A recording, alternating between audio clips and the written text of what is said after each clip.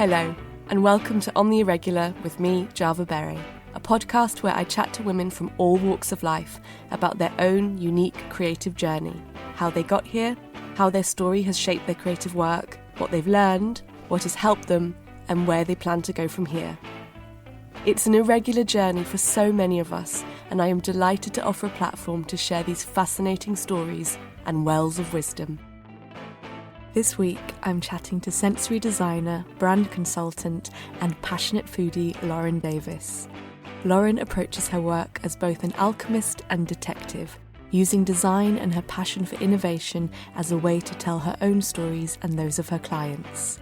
For the first half hour, we talk about Lauren's focus on sustainability and well-being in design, the pivotal experiences that led her on the path she's on now, passion for discovery, the challenges of being a multidisciplinary artist, and what lights up her soul.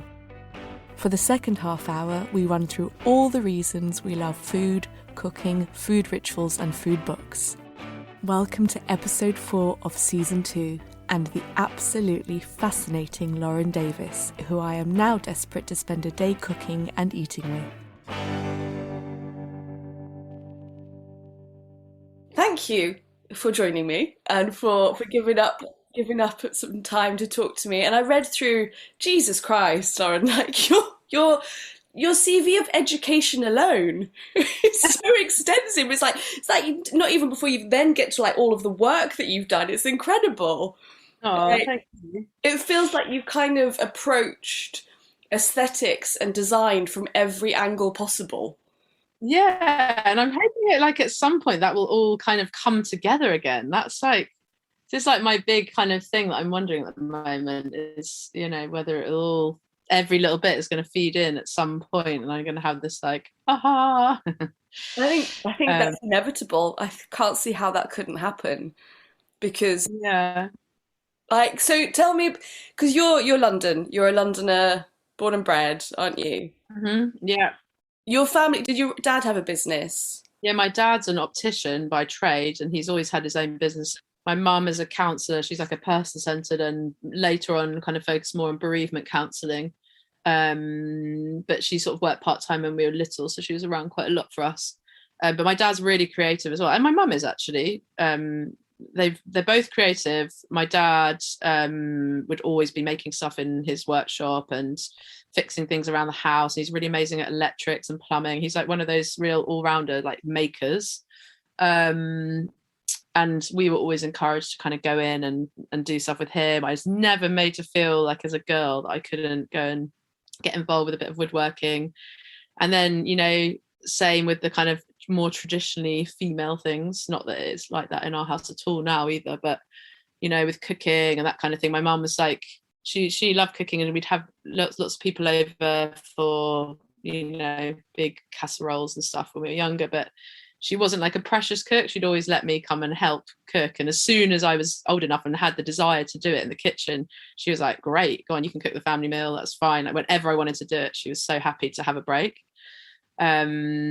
Yeah, like I feel like I've grown up with a good mixture of like work and what would you call it, like hobbies or like extracurricular stuff going on around me that's inspired me. Yeah, it sounds, yeah, and that, to have that lovely balance as well, like really practical stuff, as well as like the sensory side of cooking, and which is also so creative. I can see how that would all feed into all of your many skills.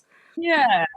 And did you kind of have an idea as you were, because when you're a kid, you kind of think forward, like what you'd like to be, or you see other jobs that you think, oh, that would be an interesting job to do. Did you have an idea that there was this possibility of kind of going into design and the creative world? I think from a very young age, like that was always there. My mum said at playgroup, I had this really lovely French playgroup teacher, and she used to do loads of painting with us. My mum said she, from a very young age, kind of maybe instilled that into me. It's really funny, actually. I found a note. My mum found an old notebook of mine from when I was younger, and it said it was like a question. I must have written it out. What do you want to be when you grow older? And it was a policeman. Policewoman. It's so ridiculous when I think about it. I can't imagine doing that. But what is interesting about that is that I'm like by nature and in my design work and everything I do, like I am a bit of a detective. Like I love foraging and I love kind of finding clues and piecing together stories. I love storytelling. And I always thought when I went and did my first degree, which was fashion marketing up in Newcastle at Northumbria, lots of my friends did criminology, and it was one of the other courses. I thought if I wasn't creative, that is definitely something I'd be interested in doing, not to become a policewoman, but just I find there's something about that I'm very drawn to. That's such a brilliant way of putting it. Piecing things together, researching, telling a story with what you've pieced together. That's brilliant.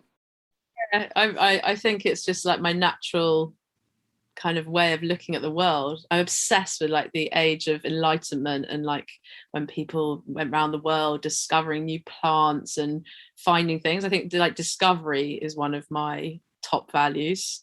I remember when we used to go out on walks and stuff as children, I always be like, oh, this is so boring. I don't know what, I don't want to go for a walk. What are we going to do? Just look at things. And my dad would always say to me, you never know what's going to happen when you go out on a walk. You might find something, you might discover something really exciting.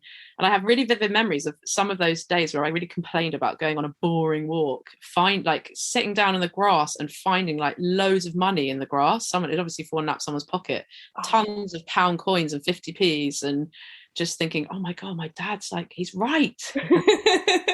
Magic, I had to just be a bit more open-minded. God, that is the jackpot when you're a kid. Oh my God. Money on the pound coins, like a good old nugget. Yeah. Brilliant.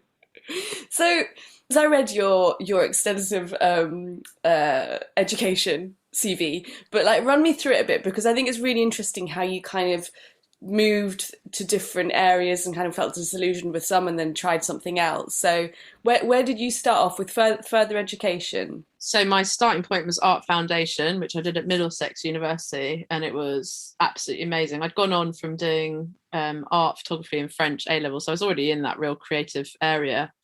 And my final photography project at A-level was like I made my own sets and photographed some of my friends in them. They were really colourful. I was really into David LaChapelle at the time. Mm-hmm. And so I think quite naturally when I went into foundation, I was drawn to fashion and something about fashion illustration, fashion photography, set design, that kind of thing. But I think my sort of mind was always like, you should be a fashion designer, go and do fashion design. And I was really keen to go to Brighton. And my tutors at the time really put me off, and they were like, no, you're not good enough. You'll never get in.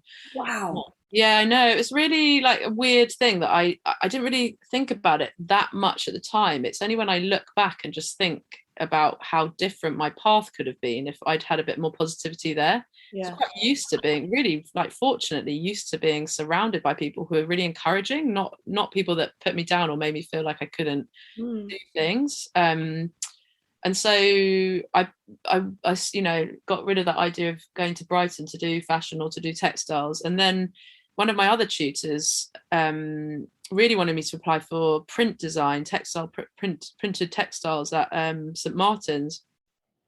And I didn't really want to stay in London because I've, grown up there my whole life, been to foundation there. I was really keen to get out of London. And when I said I wasn't going to do it, he didn't talk to me. He stopped talking to me, and that was it. I find that so weird.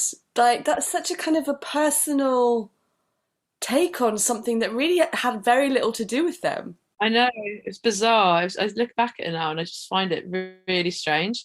But the weird thing is, like, really at that age, you're so young and trying to make those decisions. And actually, I think I would have really loved doing printed textiles. Mm-hmm. Because after that, I ended up applying to do fashion marketing at Northumbria in Newcastle. Right. Really amazing course, and it was really open. I think that's why I chose it. You could end up going to fashion design if you wanted. You could end up going to textiles. You could go into more marketing, fashion styling, photography. So it was like it was a 4-year course with a placement year.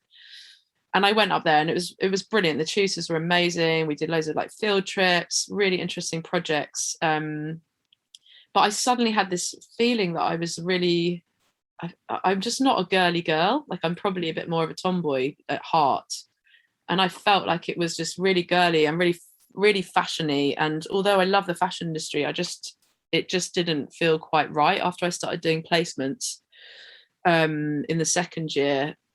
I ended up doing one for this really amazing fashion designer who's quite crazy, called Robert Carey Williams. And I ended up at screen printers with some people who all graduated from Brighton, and they were listening to hip hop, and they all had like baggy jeans on and hoodies. And I mean, it sounds silly, doesn't it? It's not really to do with how people dress, but I just instantly felt more at home. And they were doing screen printing, and so I just I decided that it wasn't for me, and that I was going to see if I could apply to do illustration at Brighton instead. And I managed to talk my way onto the course, which is it's a really good course. And yeah, I think it felt like there was something kind of guiding me at the time. Actually, it's really weird. I was not feeling good. I was really lost, but I still had this energy to kind of push on, and the confidence to try and get onto this course, because I felt like I knew that it was what I needed. Yeah, and that's unusual to have such confidence at such a young age. I mean, maybe it's not unusual. I guess I'm just drawing on my own experience. I don't know where it came from, because I was actually quite depressed at the time. I was feeling like, in that point, it's like 21, I was feeling really lost. And I was actually quite like clinically depressed at the time. And so trying to navigate that kind of whole change, I don't know what it is, but yeah, it felt like there was something really pushing me to do it. And I got the place and started there, and it was brilliant. It was, I had a few really amazing friends in Newcastle, and I was sad to leave them, but starting at Brighton, the course was just so much more me. It was more experimental. It was more like hands-on, less kind of theory, book binding, in the screen printing studios, in the dark rooms, like every kind of week or every couple of days, we'd have hands-on workshops learning about drawing or collage or, all sorts of things. That does sound like heaven. God. Yeah. To get to experiment with all the different mediums as well. Exactly, and that's what I love. I love learning new things. I love experimenting. But there was one, like a cross-disciplinary course, I suppose, or elective that we could do, and I chose to do printed textiles, and I really loved it. And it's the thing that really sticks out for me in my mind from being there.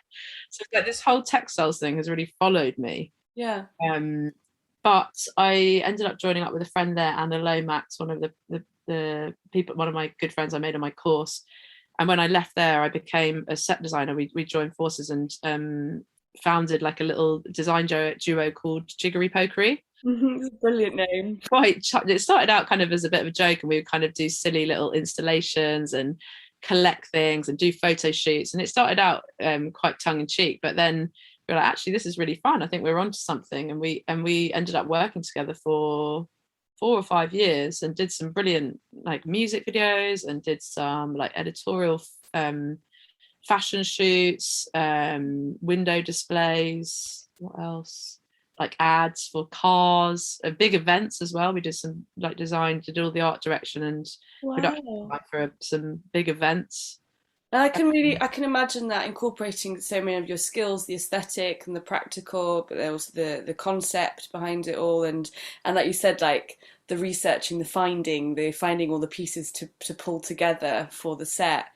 That sounds like perfect. Yeah, it really was. And Anna was similar to me, that we both loved learning new things and loved, each project we did we'd be trying something new, some new way of making something, or using a new material, or have some kind of new story, some idea behind it, concept that would make it different from the last project. It was brilliant. It was really good, and we collaborated with loads of other friends and met lots of people, and it was great. But I got to a point where I just felt really disillusioned with the industry. We worked on some big TV shows early on, and heard stories about massive mahogany sets getting thrown into skips, and just completely discarded.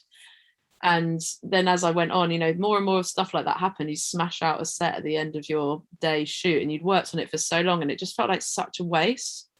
I felt like I needed to go back and kind of rediscover my direction and my reason for making, or if whether it is making, is that actually what I want to do. And so I applied for the RCA, to the design products course, the MA design products course. because I felt like, again, it was quite open, the course, and they had this platform system where you could kind of, one of them was really industrial design, another was quite fine art based. There were some that were a mixture of the two. There were some that were really about speculative design and more design interactions. And I thought it'd be a really good a place to explore this idea I had about waste and sustainability and that kind of thing. And when was that then that you kind of thinking about going down that route? Because that feels like it's such a huge conversation now, and it has been, of course, for a long time, but it feels kind of more mainstream now. But this sounds like you were already very aware and conscious of this before it became quite so commercial.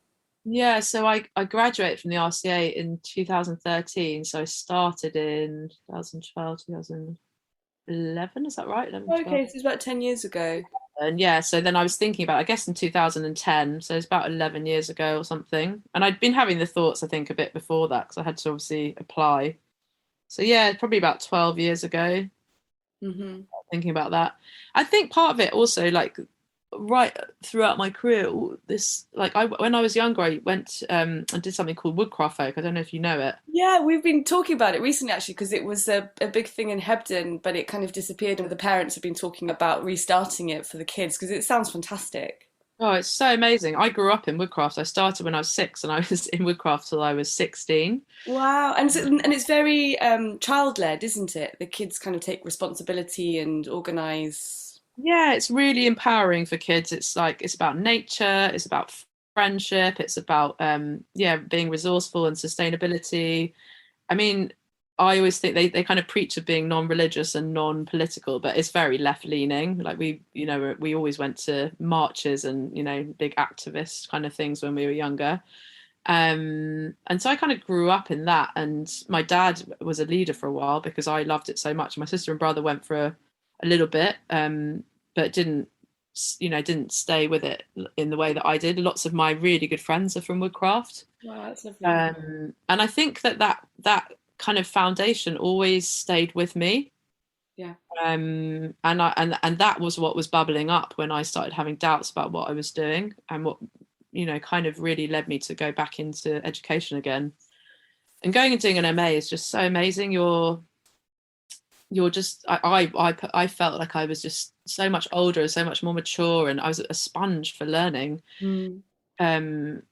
Where my BA had felt a bit more like a rite of passage and a way of moving out of home and finding myself. Like, my MA felt like really the place where I could just discover myself and soak up all this amazing knowledge that I was, being put on a plate in front of me. Yeah, delicious. Yeah, so good. Yeah. And yeah, I think a few projects when I was there led me to where, to the kind of thinking that I still embody now, which was, there was a chair project with a company called the American Hardwood Export Company, really long name, AHEC for short. And we had to design a chair using their hardwoods, and they pitch themselves as a sustainable wood importer. And I designed my chair all around the storytelling of the kitchen and waste within the kitchen, preservation. So it was like a chair that could be described in terms of food, I suppose. So the legs were smoked, and the spindles at the back were all dyed with like fruit and vegetable dyes. And wow. it was finished with olive oil. Oh, and the base was pickled, so you can use this process called pickling with wood, where you mix steel and vinegar together, and it creates a solution that makes these amazing kind of bluey black colours on wood. Oh my God. Really beautiful. And I kind of did all this amazing research and made this chair. And it was just, I felt so proud because I'd never made anything like that before. It was like a proper piece of furniture. Yeah. So that was one project that started getting my mind ticking in the right areas. And then we went on this trip. It was called Across RCA, and you could basically go and do something outside your course, again a bit like Brighton with the textiles. And we went on a trip to Norfolk, one of the students organised, and her dad was like the groundsman for this big old stately home. Not stately home, is that the right thing? Like a big, really old kind of house with huge grounds, and they had this like, you know, like a ice store in the garden. They used to use garden in the grounds. They used to use back when ice cream had just, you know, been discovered or been imported to the UK. It was like this huge building, and they'd tunnel down into the ground, and then it's an elaborate space, and they just fill it with ice and put like, I just imagine like one tiny tub of ice cream sitting in there. But it just shows how, you know, precious food was at that time. Yeah. And so we learned about banqueting and all, you know, like saw the banquet hall there and heard these amazing stories, and then caught some rabbits and skinned them. I'd never done anything like that before, and foraged samphire and some other bits and pieces, and like ate a meal just purely from stuff that we'd caught and skinned and foraged, and it was so inspiring. And we ended up at this, on the way back, we ended up popping into this guy. It was a guy called Philip, and he was a violin maker. He used to make all his own violins, and he did this really traditional process of when he varnished them with shellac. It was like this really ceremonial thing where people would come together and all mix the shellac together, and then they'd sit around a fire. I can't remember exactly, but it was really spiritual practice. And the recipe for the shellac was kind of, you know, passed down generations, but it was quite secret, a bit like an alchemist. And he also kept bees, but one of his bee colonies had completely disappeared because he thought the pesticides that were being used in the surrounding fields. And I was like, oh wow, that's so crazy. I'd never really thought about that idea of pesticides and insects and biodiversity. And he had a permaculture garden there that pretty much fed him and his mum. Wow. And something just was instantly lit or relit in my mind. And I was like, wow, bees dying out, like what does that mean? And I made this piece of art called the Museum of Extinct Foods. And it wasn't like anything that radical, but it was me kind of processing these ideas, I guess. Mm-hmm. And it was like a little cabinet with all the different fruits and vegetables and nuts and stuff that would become extinct if bees were to die out. And obviously I know that wouldn't necessarily happen, like you could artificially pollinate things, but it just seems like quite a grand thing to have to do when you've got these natural pollinators. And almonds was one of the big ones, and almonds is one of the most sort of, you know, endangered nuts, I guess, at the moment, isn't it? Mm-hmm. And I think I suddenly realized that then almond oil was precious. I think about beauty products. And at the same time, I just got back from this amazing weekend away, and I went to visit a perfumer at Floris. It's like a really old perfumer's in central London, not far from like Buckingham Palace in what's the area? It's just near St James's Park. And she talked me through how to make perfume, and it was kind of a mix of synthetics, but she also used lots of really ancient, beautiful essential oils, and she had them all in jars.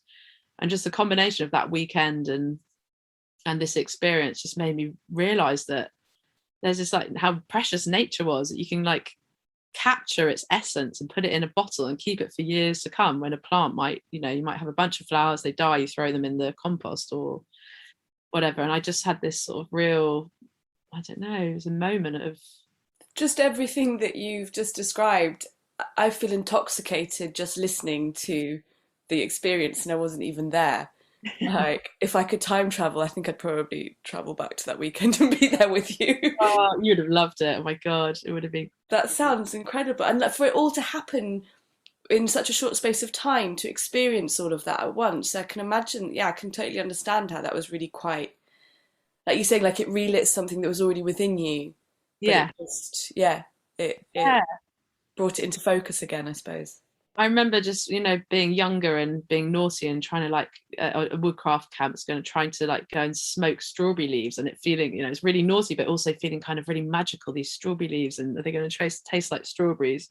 They obviously didn't, but you know, like it brought back all these memories of funny things we used to do. And yeah, it took me into this space where I was just in a constant state of flow, just immersed in this research and this learning. I discovered an amazing book by Mandy Aftel. She's an indie perfumer in the US. Mm-hmm. And she's written a book called Essence and Alchemy, and as well as being a perfumer, she's a writer. She in fact started out as a writer, and it goes through the history of perfume, of essential oils extraction. She only works with natural materials, and it is just like, I don't know, anyone who's into perfume should read it. It's absolutely amazing. And I was just reading that book and like doing all this research and kind of trying to gather my ideas around it. I just felt like I was in this magical place. I hadn't been in that state of flow in that way for such a long time, for an extended period of time as well.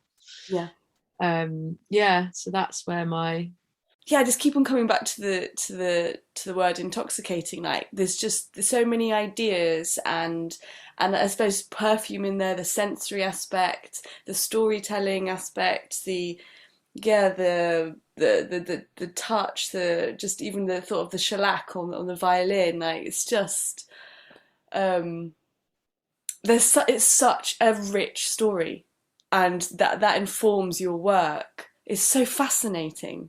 Your work is so fascinating. I think that's what I find so interesting about what you create. It's just so many multiple layers to everything that you do, and like you said, researching, you're pulling so many different elements of nature and history and ideas together that it's just you can. It's not just of course you have a really strong aesthetic, and I really love, we have quite a different aesthetic. Like you're very bold and like bright colours, and it's like when I'm thinking about your home as well, and I really love it. But then there's all these other depths to everything that you create and design.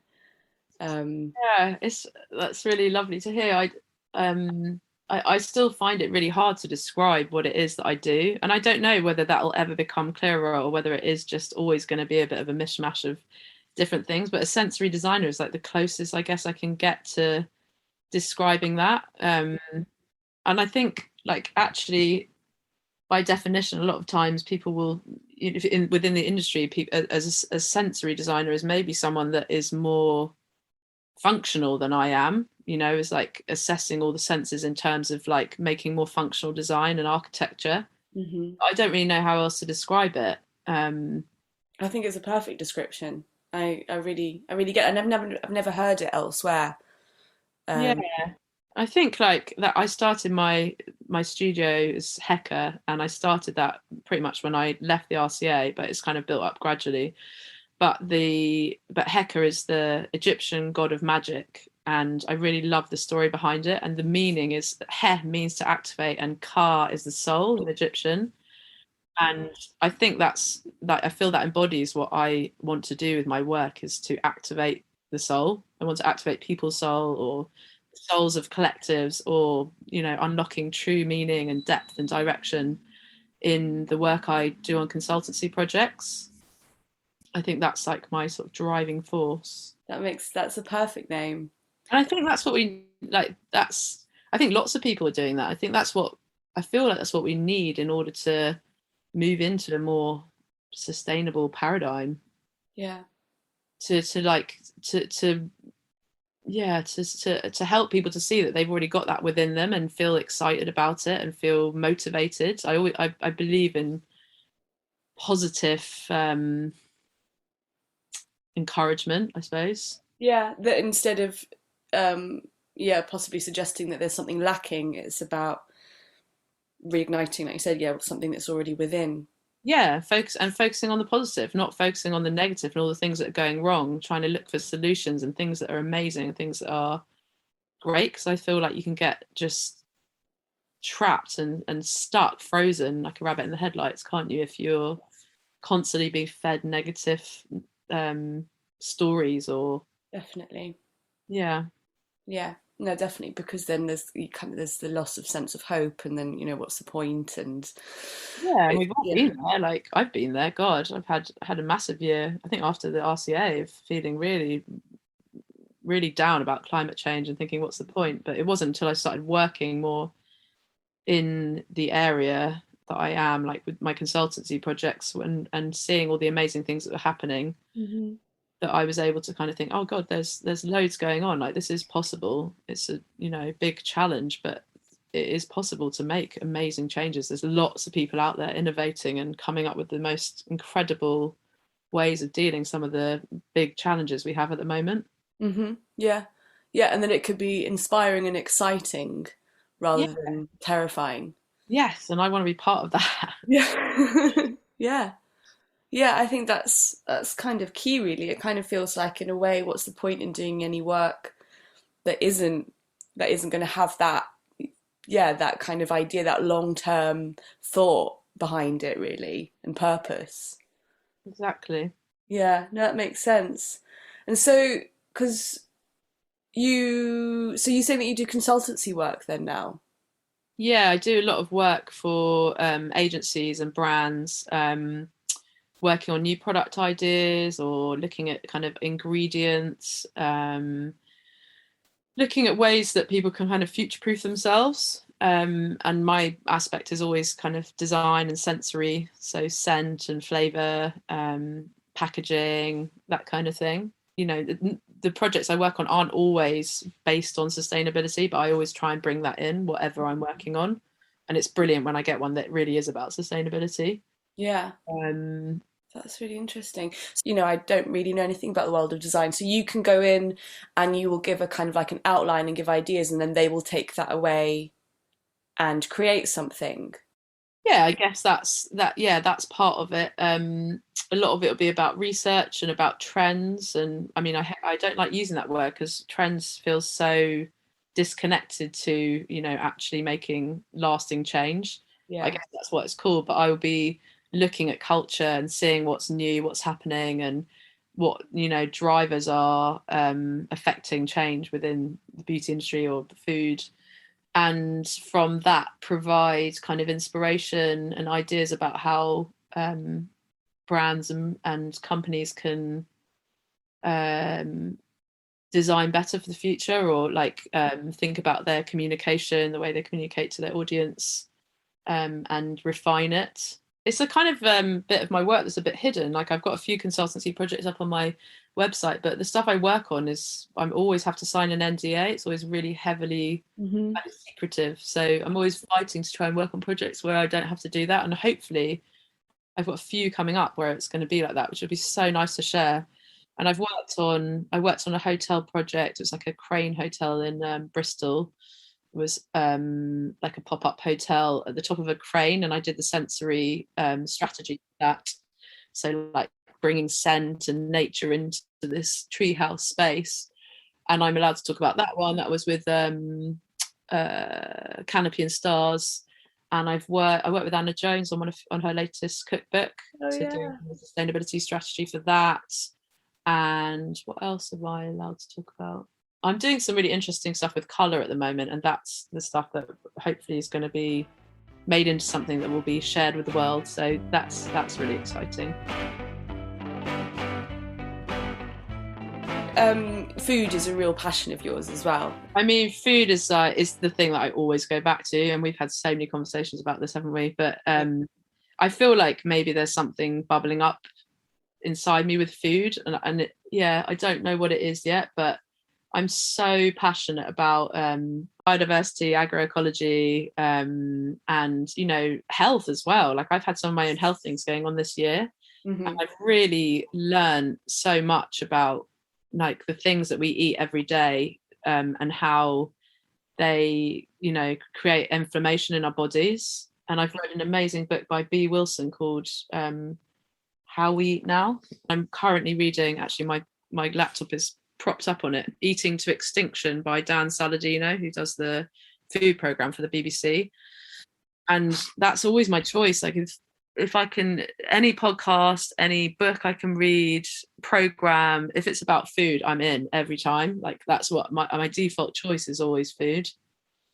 And it just makes me think, it's like that thing, you know, I don't know who it was that said it, but my husband's a teacher, and he shows his students a video, and it's a guy that sort of says, you know, if you could do anything, if money wasn't an object, what is it that you do every day naturally, without being told to, without, you know, being forced to, that you know, you're drawn to? And my thing is definitely food. I just love it. I think it brings people together. I think it's a form of communication. I think it's about sensory pleasure. Hmm. It's about climate, and yeah, it's discovery, isn't it? There's always something to discover with food, and that's what I love doing. And like, yeah, and then all the history about it. There's so much to learn. It's so amazing. Yeah. Because you didn't you work on developing, was it a project on how to eat your Christmas tree? Yes, yeah. So my friend Julia has just published a book that was based on that original supper club, but we ran a supper club together in just before I had my first son, he's gonna be 6 actually next month.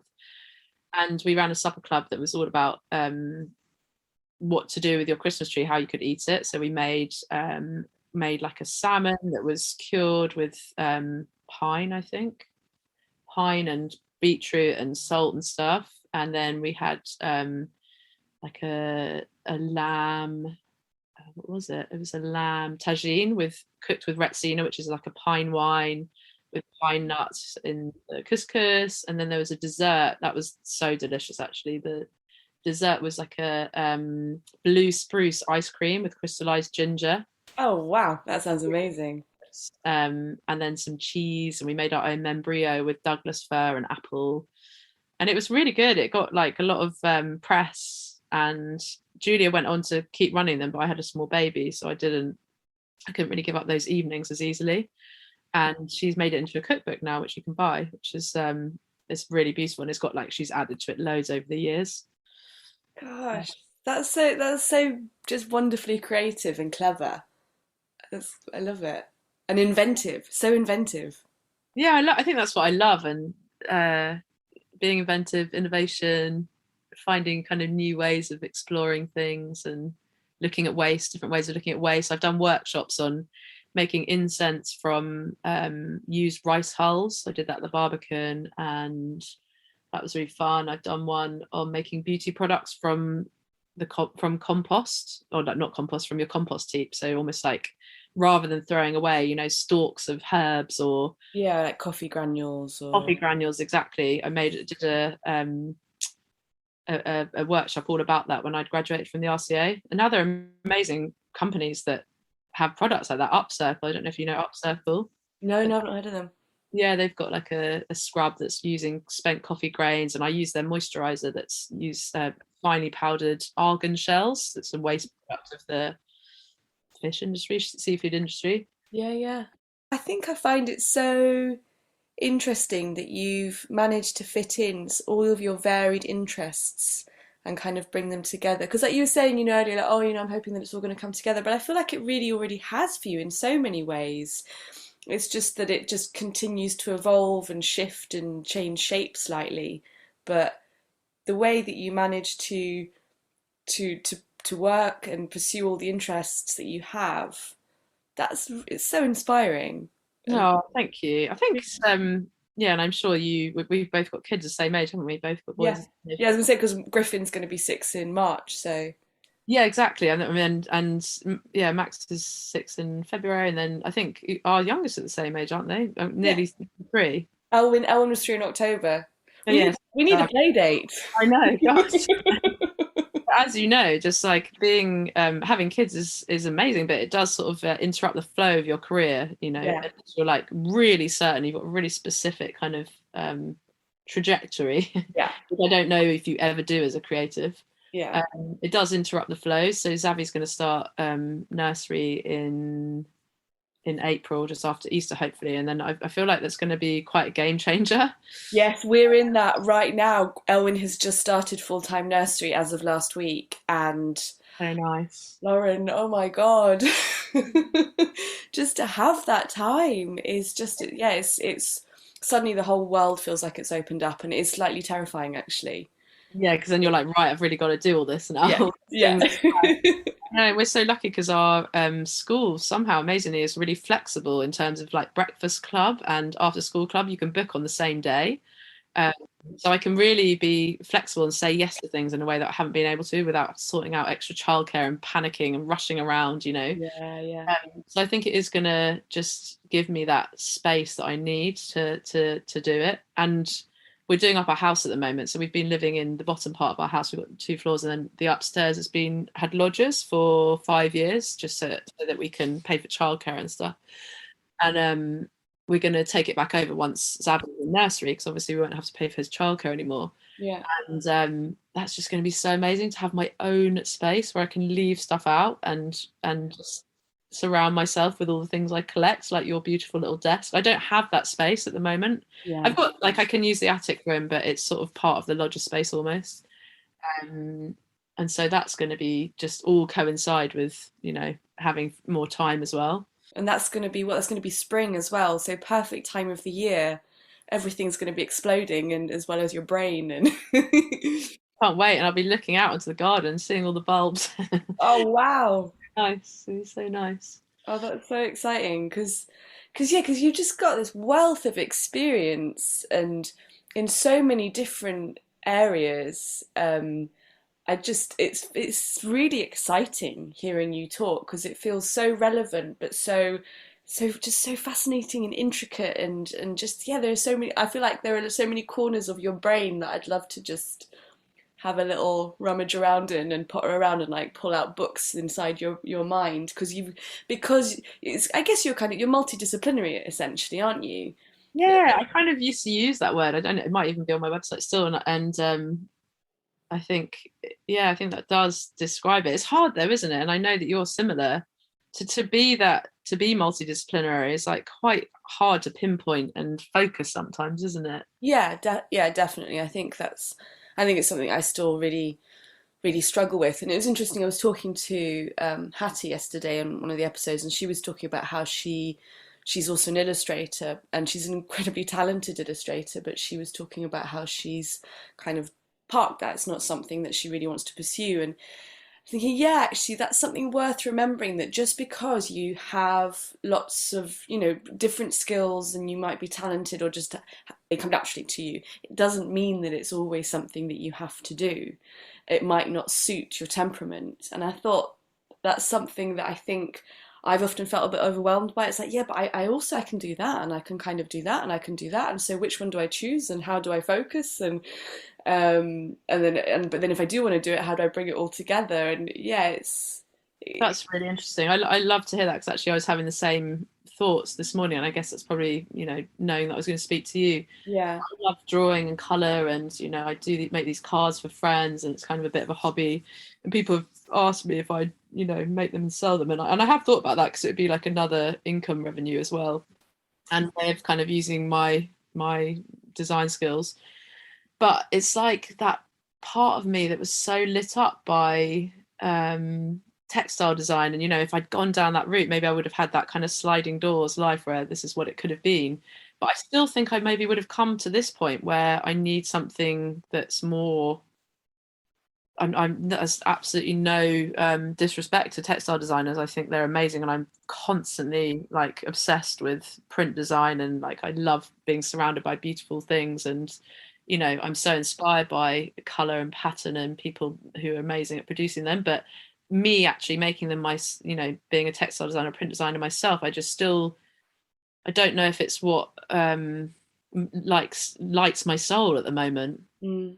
Yeah, that's it. It's what lights your soul. That's exactly it, isn't it?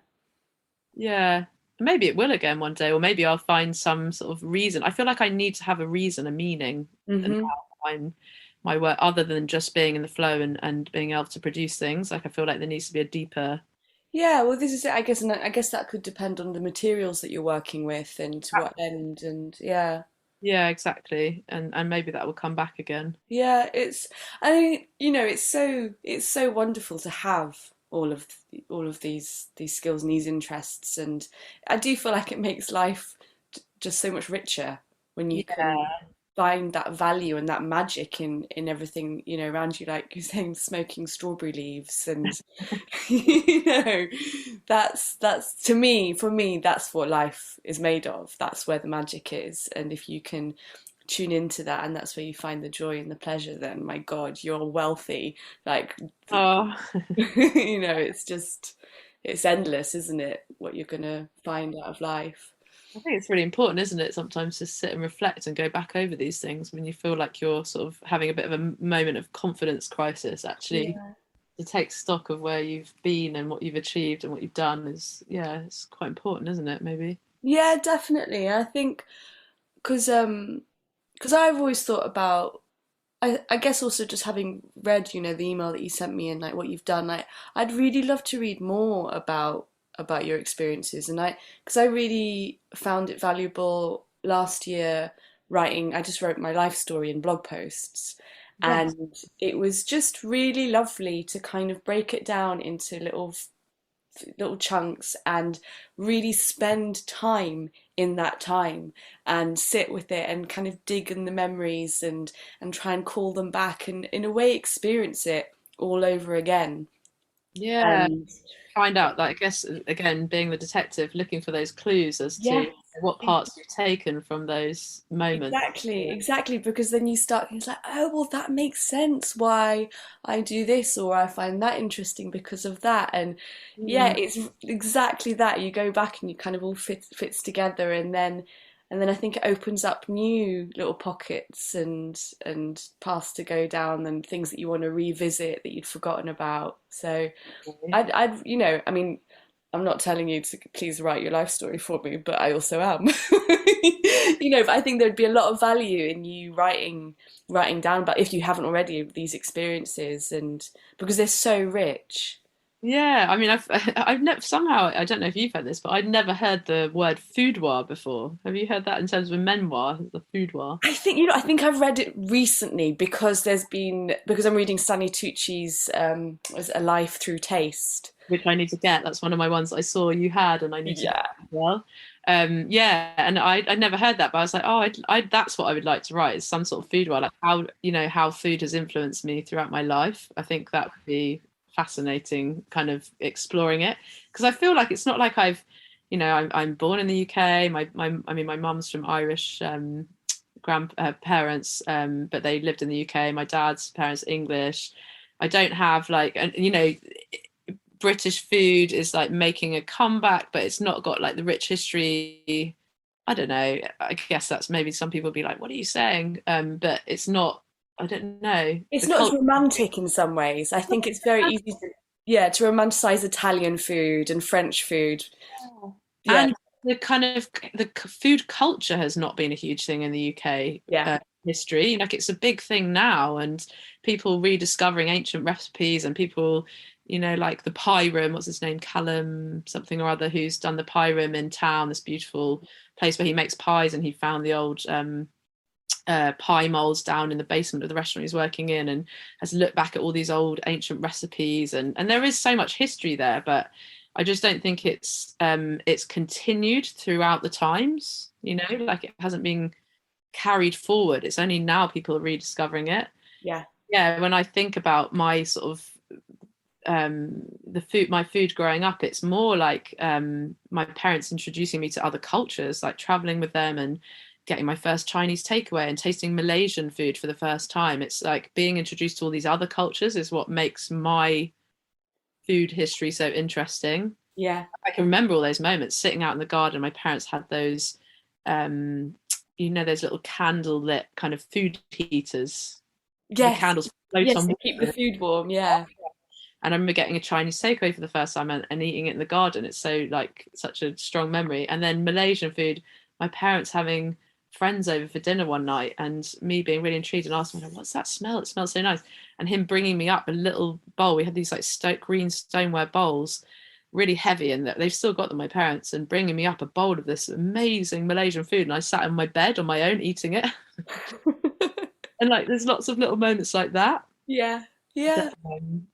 Yeah, I think, no, I completely agree, because that's essentially what I'm working on at the moment, is a kind of a food diary through my life, because I'm not a chef, and if I, John does a lot of the cooking. We spend a lot of time talking about food and thinking about ideas, and I love illustrating food, and I don't believe that I have any recipes to offer the world that are going to be game changing. But I think what I find interesting is exactly what you just described, these moments, our lives through food, and the memories, and yeah, how it's a new experience, those new experiences, and how I really feel like they alter us, they change us when you have something different. It's like, and yeah, of course it could be travel or a Chinese takeaway, or sitting around and having a meal and you experiencing a conversation or just Yeah, a feeling with those people, or at a different person's, a neighbor's house, seeing how they eat and how they gather. And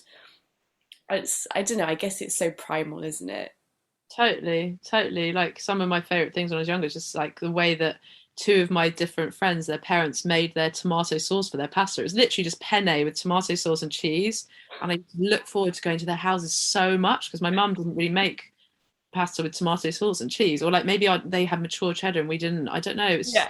It was different. It's so simple. It's such a small thing, but those are the vivid memories. And sitting and being with other people, like you say, it's a kind of philosophy around food and about, sharing an experience, isn't it? Yeah, yeah, exactly. It's how we gather to tell stories and just connect with each other, I think, in some ways. And there's that doesn't always have to be the way. Sometimes you just want to sit by yourself and watch TV and eat some noodles. But then there's that's a whole other thing, and that's to be honoured and respected as well. I think just how we live with food and how we choose to use it in our daily lives, and to mark occasions or to just mark the day. And it's you could just there's just so much to think and write and talk about it. I love it. It's also like getting into the flow, isn't it? Again, like thinking about being creative and getting into a flow with your work. It's another way that I use to access that kind of flow state, I think. Yeah. And I really notice in, term time when things are really busy here that I just can't do it in the same way. When we go to France and stay in a caravan each summer, my husband's mum owns a caravan on the West Coast. Oh, lovely. And when my mind is a bit quieter, and I do work out there, but my husband's not working. We don't have all the kind of like getting to places at certain times and uniform and blah, blah, blah, all the extra bits. And I just, my mind is like intuitively knows what I want to make food wise that day. I'll just have this kind of idea that I want to make tomato soup today. And I don't know why, but I'm just drawn to recipes. And that's such a nice feeling as well. Yeah, that's lovely to really know what it is that you want to make. Yeah, and have the time to, when we have prawns there or seafood, to make a stock from the shells. And Yeah. we don't eat it that much here because it's not so fresh here. But, if I just collect them up over the time we're there, put them in the freezer and then get them all out and make a stock. And it feels much more ceremonial. It can be a really simple meal, like a simple soup, or quite frugal Yeah. meals sometimes, but just the tastiest things because you've spent so much time and put so much love into cooking them. Yes. Yes, I had that with recently on Christmas Day we had paella, and I had saved um some what do you call it, sun-dried tomato. I'd soaked the sun-dried tomatoes in water to then preserve them in oil, and I'd saved the water from the sun-dried tomatoes in the freezer, and I was like, I really want to save this up to make something really, really good. Oh, Like, it was such an occasion, just this frozen water. What was I going to use it for?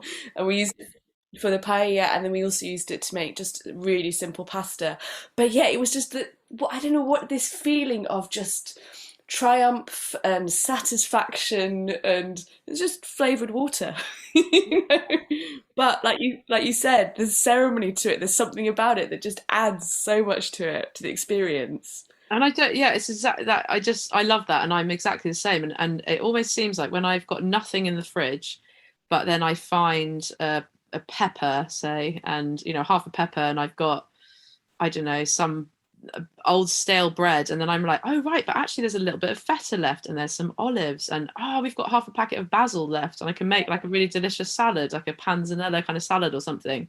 Those are my favorite kind of moments. And it is always about this sort of, it feels like again like I'm being guided towards this meal or something, and I'm not I'm into spirituality to a certain extent, but I'm not like, I'm very much into science as well.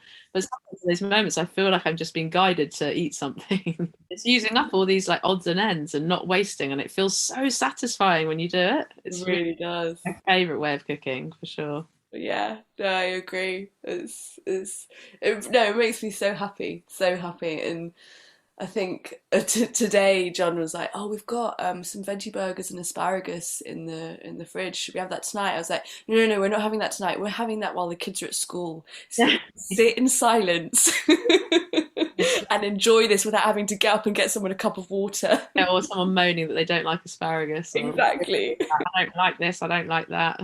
What are you planning on having for lunch today?